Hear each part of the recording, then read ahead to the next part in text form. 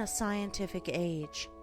Men of science are numbered by thousands, and they are ceaselessly searching, analyzing, and experimenting with a view to discovery and the increase of knowledge. The shelves of our libraries, both public and private, are heavy with their load of imposing volumes on scientific subjects, and the wonderful achievements of modern science are always before us, whether in our homes or in our streets, in country or town, on land or sea.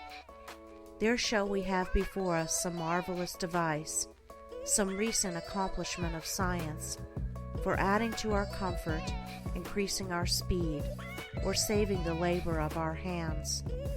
Yet with all our vast store of scientific knowledge, and its startling and rapidly increasing results in the world of discovery and invention, there is, in this age, one branch of science which has so far fallen into decay as to have become almost forgotten, a science, nevertheless, which is of greater importance than all the other sciences combined, and without which all science would but subserve the ends of selfishness and aid in man's destruction.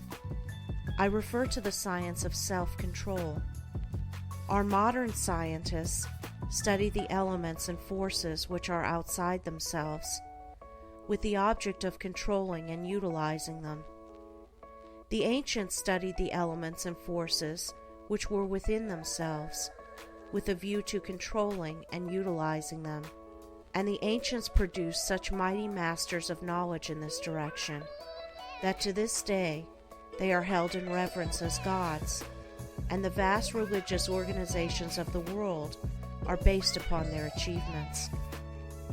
Wonderful as are the forces in nature, they are vastly inferior to that combination of intelligent forces which comprise the mind of man, and which dominate and direct the blind mechanical forces of nature.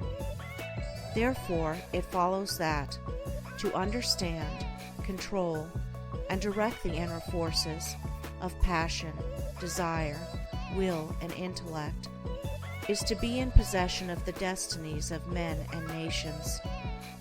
As in ordinary science, there are, in this divine science, degrees of attainment, and a man is great in knowledge, great in himself, and great in his influence on the world, in the measure that he is great in self-control. He who understands and dominates the forces of external nature is the natural scientist, but he who understands and dominates the internal forces of the mind is the divine scientist, and the laws which operate in gaining a knowledge of external appearances operate also in gathering a knowledge of internal varieties. A man cannot become an accomplished scientist in a few weeks or months, nay, not even in a few years, but only after many years of painstaking investigation can he speak with authority and be ranked among the masters of science.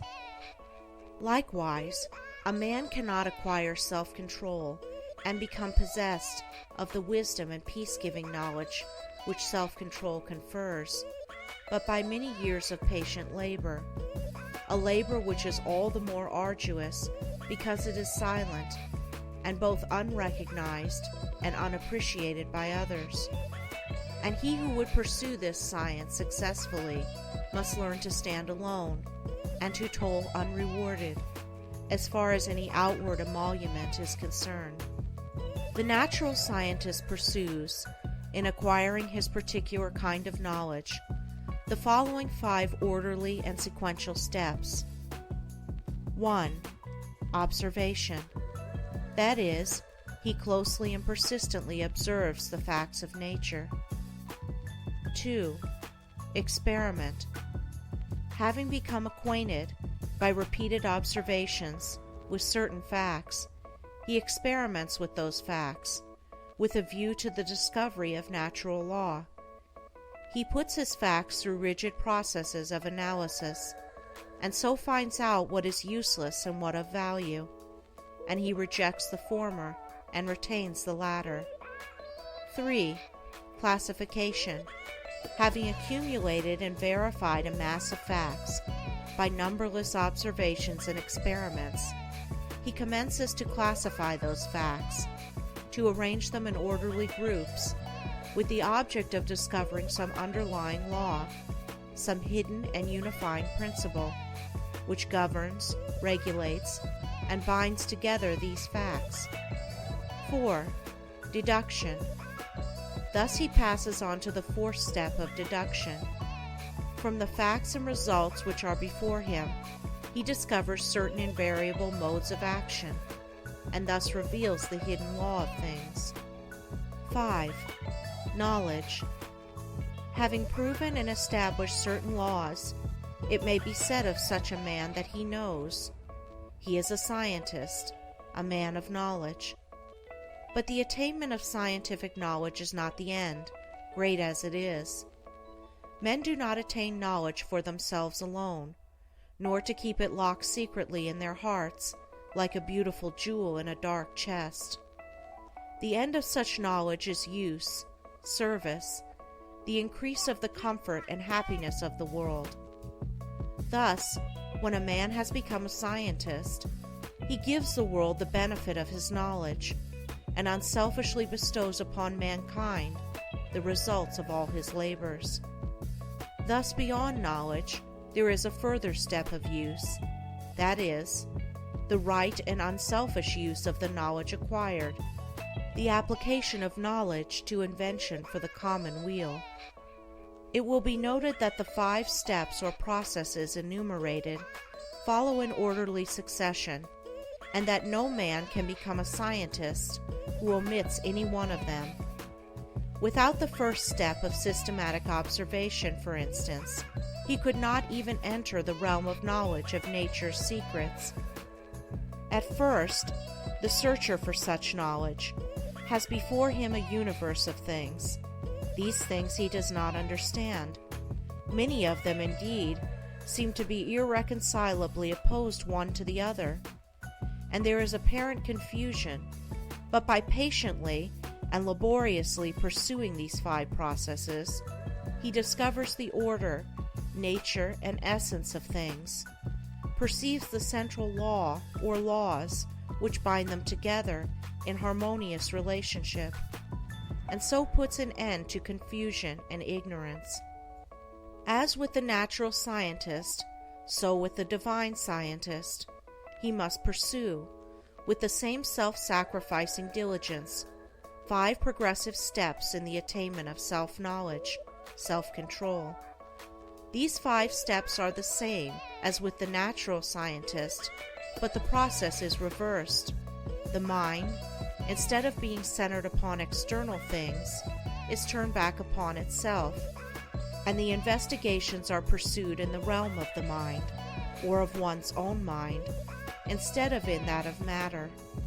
At first, the searcher for divine knowledge is confronted with that mass of desires, passions, emotions, ideas, and intellections, which he calls himself, which is the basis of all his actions, and from which his life proceeds.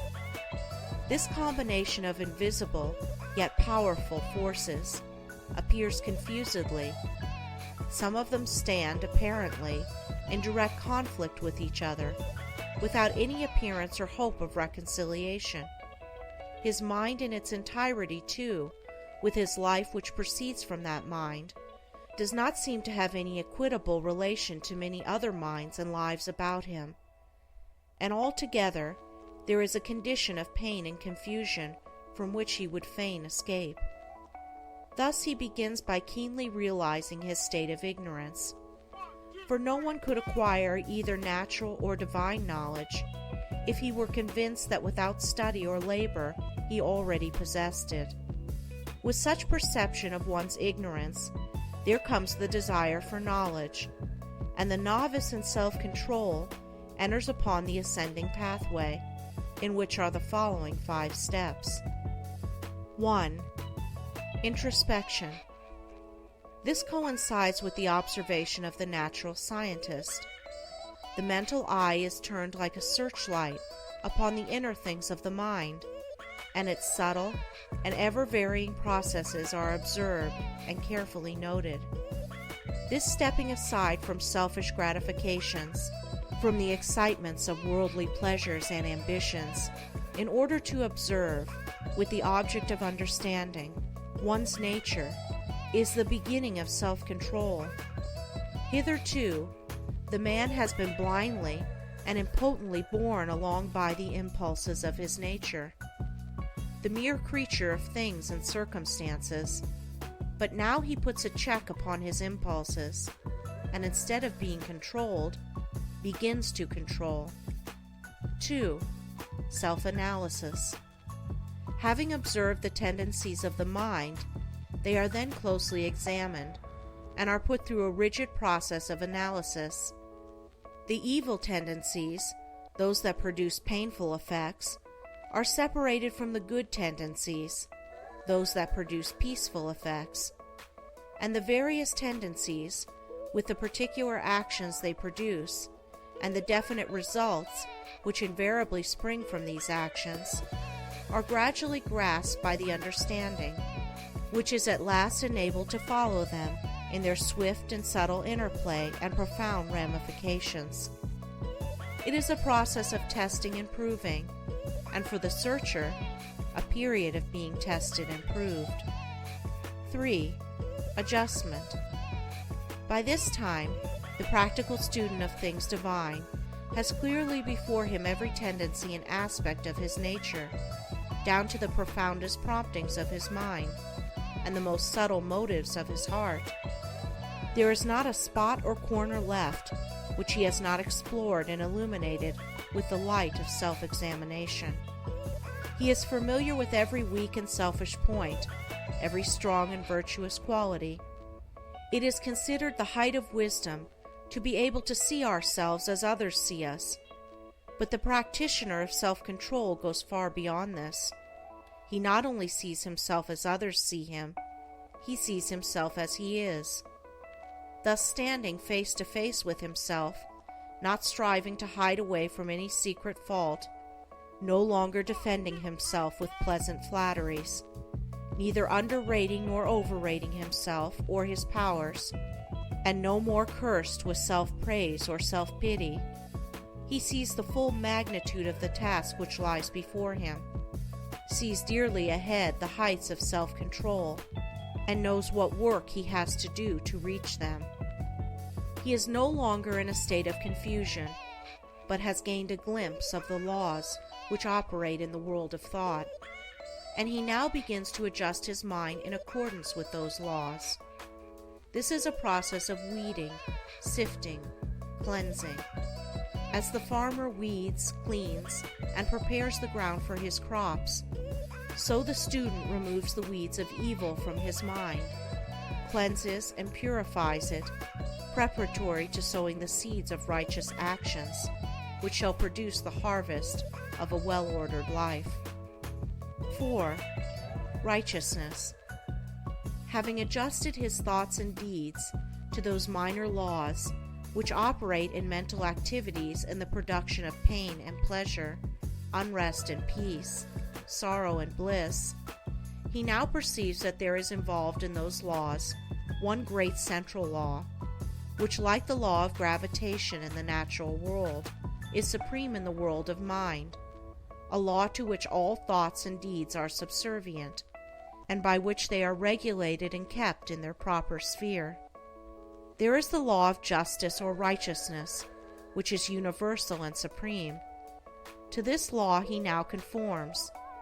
Instead of thinking and acting blindly, as the nature is stimulated and appealed to by outward things, he subordinates his thoughts and deeds to this central principle. He no longer acts from self, but does what is right, what is universally and eternally right. He is no longer the abject slave of his nature and circumstances. He is the master of his nature and circumstances. He is no longer carried hither and thither on the forces of his mind. He controls and guides those forces to the accomplishment of his purposes. Thus, having his nature in control and subjugation, not thinking thoughts, nor doing deeds which oppose the righteous law, and which therefore that law annuls with suffering and defeat. He rises above the dominion of sin and sorrow, ignorance and doubt, and is strong, calm, and peaceful. 5. Pure knowledge. By thinking right and acting right, he proves by experience the existence of the divine law on which the mind is framed, and which is the guiding and unifying principle in all human affairs and events, whether individual or national. Thus, by perfecting himself in self-control, he acquires divine knowledge. He reaches the point where it may be said of him, as of the natural scientist, that he knows. He has mastered the science of self-control and has brought knowledge out of ignorance, order out of confusion. He has acquired that knowledge of self, which includes knowledge of all men, that knowledge of one's own life, which embraces knowledge of all lives. As for all minds are the same in essence, differing only in degree, are framed upon the same law, and the same thoughts and acts, by whatsoever individual they are wrought, will always produce the same results. But this divine and peace-bestowing knowledge, as in the case of the natural scientist, is not gained for one's own self alone.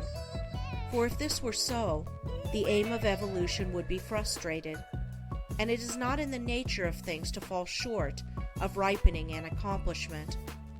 And indeed, he who thought to gain this knowledge solely for his own happiness would most surely fail. So beyond the 5th step of pure knowledge, there is still a further one of wisdom, which is the right application of the knowledge acquired, the pouring out upon the world, unselfishly and without stint, the results of one's labors, thus accelerating progress and uplifting humanity. It may be said of men who have not gone back into their own nature to control and purify it, that they cannot clearly distinguish between good and evil, right and wrong. They reach after those things which they think will give them pleasure, and try to avoid those things which they believe will cause them pain. The source of their actions is self, and they only discover right painfully and in a fragmentary way, by periodically passing through severe sufferings and lashings of conscience. But he who practices self-control, passing through the 5 processes, which are 5 stages of growth, gains that knowledge which enables him to act from the moral law which sustains the universe. He knows good and evil, right and wrong, and thus knowing them, lives in accordance with good and right. He no longer needs to consider what is pleasant or what is unpleasant, but he does what is right. His nature is in harmony with his conscience, and there is no remorse. His mind is in unison with the great law, and there is no more suffering and sin. For him evil is ended, and good is all in all. End of Chapter 2.